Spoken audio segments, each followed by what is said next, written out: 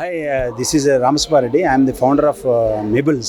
We started this business in 2019 at our farms, Nandyal, near Nandyal district. And now, we have become the, one of the largest manufacturers in Andhra Pradesh and Telangana. Our model is, as we stated, farms, processing and ready-to-eat foods. So we mean that we have farms, millets, and we tie up with the farmers and then bring this material to our factory and we process it and then make the lovely products, foxtail biscuits and brown top biscuits, laddus and whole grains. So we adhere to the quality of the products.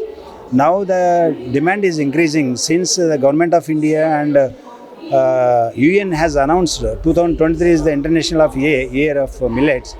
So the customer base is increasing because the advantage of the millets is a Nutri cereals. So by consuming these products, the health will improve and the hospitality charges will come down. So therefore, people are migrating from the traditional cereals to the Nutri cereals. So I suggest everybody at least one meal in a day, one should take it. Then, you will be avoiding so many diseases in our life. Thank you.